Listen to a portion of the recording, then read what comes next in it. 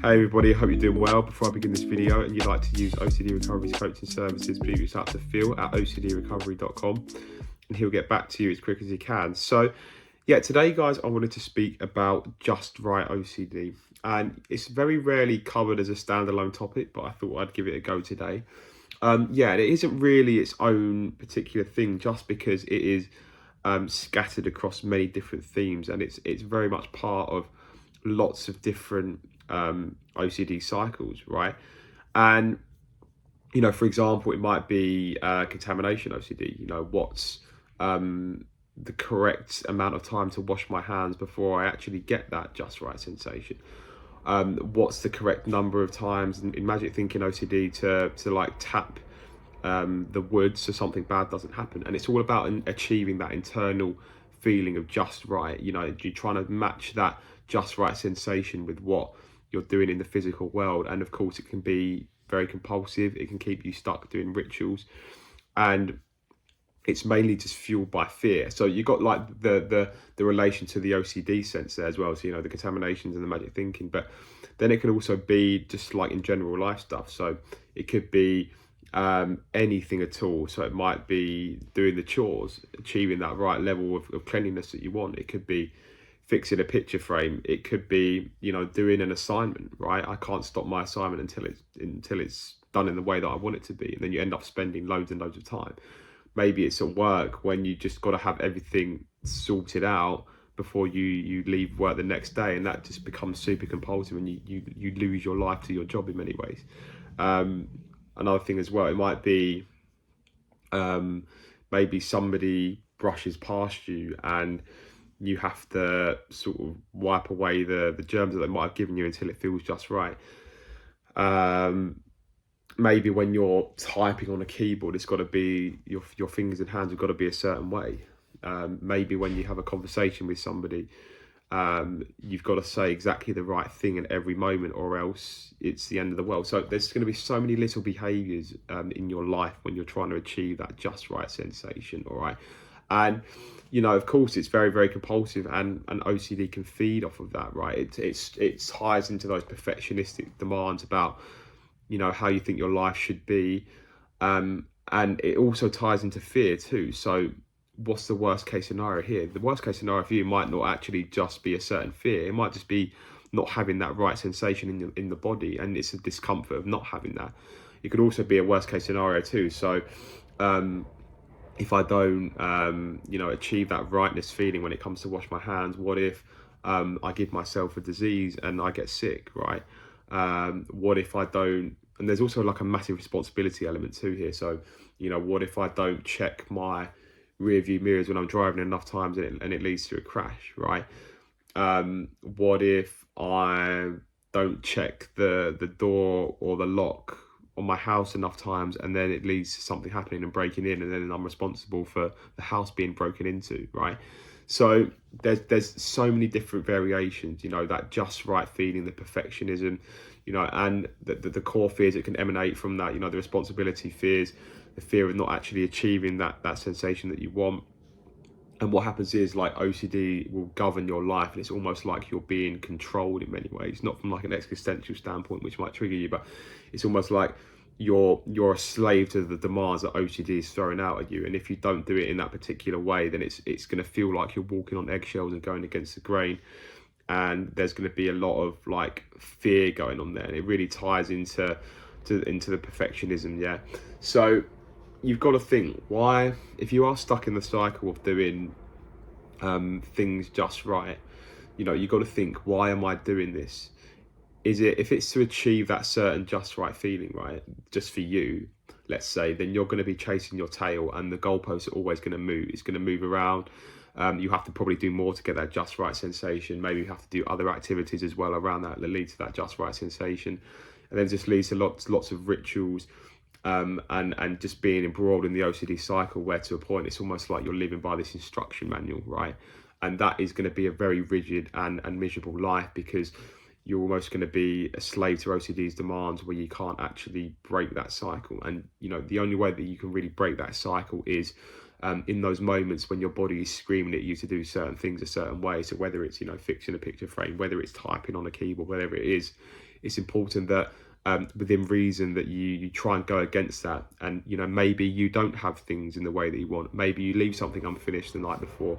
Maybe you take the risk of not having everything in that just right format. Okay, and that doing that repeatedly is very much going to be the exposure for you. Again, I'm not saying that you have to do that in every moment of your life and go against the grain of what OCD is saying, because that can be a bit compulsive. But in those moments when you feel like pulling away from OCD's demands, that's going to be really helpful. And of course, it's like, with the just right and the perfectionistic, right, we got to think, is this really productive, OCD aside? If I was trying to do everything right just by the book, firstly, would I learn?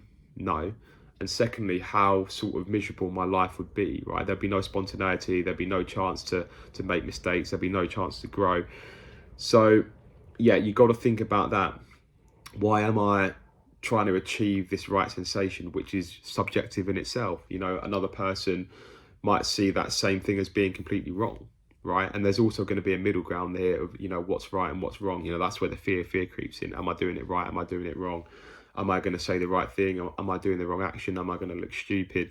So there's a lot of middle ground fear that also comes into the equation there, saying, look, am I doing this wrong? What's the right amount of times to do? And again, there's no fixed instruction schedule over here. There's no manual which says you have to do X, Y, Z. Of course, I'm not saying that you can't strive to do the best that you can for your life, but it's got to be within reason. And if it's coming at the expense of your mental health and being consumed in the OCD cycle, then it's something to think about. All right. So also as well with the responsibility element, let's move on to, so yeah, achieving that just right sensation, whether it's contamination OCD, whether it's magic thinking OCD, harm OCD, whatever it is, when that responsibility element is really jacked up, that just right feeling is going to be on steroids, and it's going to be like, well, look, you can't step out of line here. There's too much at stake. What if you do something in that way and you're at fault for X, Y, Z, right? Again, so we're not saying that we don't want to be careful, and we're not saying that we're going to go out and actively be reckless and careless to harm other people potentially. No, we're not saying that. We don't want that at all. But having said that, there is an element of taking the risk there, and perhaps not having all the bases covered. But OCD is always going to feel like that. It's always going to feel like you could do more. It's always going to feel like you're being reckless. It's always going to feel like you're not being responsible enough. It's always going to feel like maybe you've done something in the wrong way. It's going to feel like it's completely your fault, and the weight of the world is on your shoulders, and then it's all down to you. And then because of that, what you do is you keep chasing that just right. You keep chasing that just right sensation, and then before you know it, you're just embroiled in the path of compulsions. And funnily enough, when you're so embroiled in the path of compulsions and you're so anxious and fused to that actually increases the chances of you doing something wrong anyway. So it's sort of like a lose-lose situation. So with that just right sensation, whether it's like a ritual in magic thinking, like I said, with the contamination OCD, there's going to be an element of selfishness there, and an element of taking the risk there, because the only other option is that you sort of lose your life to OCD's demands. And there is actually an element of being a little bit selfish there. Again, I'm not saying that you have to be reckless. I'm not saying that you shouldn't be careful. I'm not saying that you don't wash your hands after touching raw chicken and then you cook. I'm not saying that you don't cook the chicken for a long enough period of time.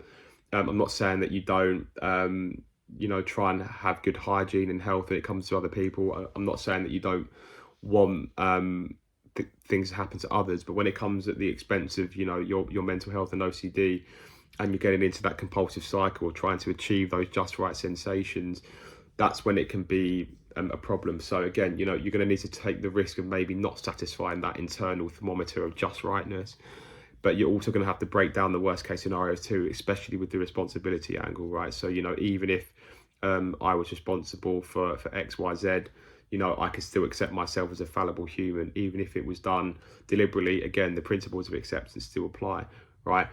Other examples that aren't so bad as well. So even with the job as well, right? What might happen is you get very fused to your job and you don't want to lose it, and you sort of become over perfectionistic and you don't want to make a mistake. And again, what happens there is because you're so scared of making a mistake, you're so scared of doing something wrong. What actually happens is you actually increase the opportunity that you do something wrong, because you're operating from that lens of fear. And again, I'm not saying that you don't want to work hard at your job, but there's going to be an element of taking the risk there. Maybe sending an email without reading it multiple times, maybe sending an email with a mistake in it. maybe doing a piece of work that isn't up to quite that usual standard. Again, I'm not saying that you don't want to work hard and do the best you can, but when OCD is calling the shots there and keeping you boxed in, that is when you really need to look at that. And that's when you also really need to understand that you're a fallible human who isn't a robot and who isn't always going to do everything just right, you know, because it's very extreme. It's almost like saying from this universal demand that you have to do everything just right, okay? And like I said, there isn't some universal instruction book or script that you have to follow in order to get everything right, because nothing like that really exists, right? And the only way that you actually can end up doing things right is by learning, which comes from doing things wrong in many ways. So there's actually lots of benefits to doing things wrong. So there's a lot of that going on. So really think about that, you know, the avoidance behaviors that you might have because of the just right sensation, you know, the compulsions that you might be doing, you know, constantly fixing behaviors. You're constantly trying to meet that that sort of schedule in your head that you have for yourself about achieving these just right sensations. So yeah, there's going to be lots of taking the risk. It's going to feel uncomfortable at times. It's going to feel like you're going against the grain, that you're going against the mold, and that your body's screaming at you not to deviate from its demands. But that is actually really the way in which you start to take your life back, and you get that flexibility back in your life, which you really need to enjoy your life. Because if you're so rigid and saying you've got to do X, Y, Z all the time just to you know, live and function properly, then of course you're going to get into trouble, and OCD is going to feed off of that. So yeah, it comes down to, you know, what you're scared of here, whether it's not achieving that just right sensation, the frustration tolerance of not having that, the responsibility element of not achieving those just right things in your day-to-day activity that could lead to X, Y, Z.